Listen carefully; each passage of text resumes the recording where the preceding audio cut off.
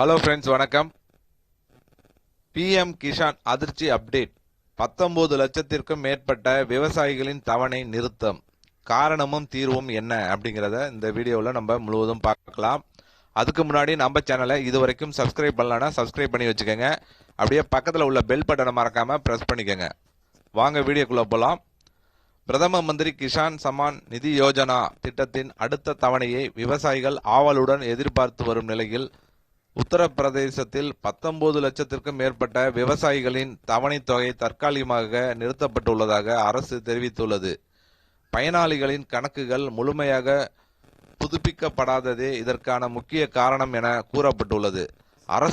அரசின் தகவலின்படி பல விவசாயிகள் பதிவு செய்யும் போது மரபுரிமையாக பெற்ற நிலத்திற்கான முந்தைய நில உரிமையாளர் விவரங்களை சரியாக வழங்கவில்லை. இதன் காரணமாக பெரிய அளவில் கணக்குகள் தடை செய்யப்பட்டுள்ளன. மேலும் ஒரே நிலத்திற்கு முன்னாள் மற்றும் தற்போதைய உரிமையாளர்கள் இருவரும் பலன் பெற்றிருக்கும் இரட்டை பயன் வழக்குகளும் கண்டறியப்பட்டுள்ளன. இதற்கு கூடுதலாக 1 பிப்ரவரி 2019 பிறகு பரம்பரை அல்லாத பிற ஆதாரங்களில் இருந்து நிலம் பெற்ற சிலர் தகுதி விதிகளுக்கு முரணாக பயனாளிகளாக பதிவாகி இருந்ததும் தவணை நிறுத்தத்திற்கான மற்றொரு காரணமாகும். பிஎம் கிஷான் திட்டத்தின் கீழ் தகுதியான விவசாயிகளுக்கு ஆண்டுக்கு மொத்தம் ரூபாய் 6000 3 தவணைகளாக வழங்கப்படுகிறது. இந்த தொகை 4 மாதங்களுக்கு ஒருமுறை நேரடியாக வங்கி கணக்குகளுக்கு மாற்றப்படுகிறது. ஆனால் ஆதார் விவரங்கள், நிலப்பதிவுகள் அல்லது தகுதி தொடர்பான தகவல்களில் முரண்பாடு இருந்தால் அந்த விவசாயியின் தவணை தற்காலிகமாக நிறுத்தப்படும். தவணை நிறுத்தப்பட்ட விவசாயிகள் கவலைப்பட வேண்டிய அவசியம் இல்லை. அவர்கள் www.pmkishan.gov.in என்ற அதிகாரப்பூர்வ இணையதளத்தில் உள்ள அப்டேட் மிஸ்ஸிங் இன்ஃபர்மேஷன் பகுதியில் சென்று தங்களின் விவரங்களையும் தேவையான ஆவணங்களையும் புதுப்பிக்கலாம். இதை ஆன்லைனில் செய்ய இயலாதவர்கள் அருகில் உள்ள இ-சேவை மையம் மூலம் ஆவணங்களை சரி செய்யலாம்.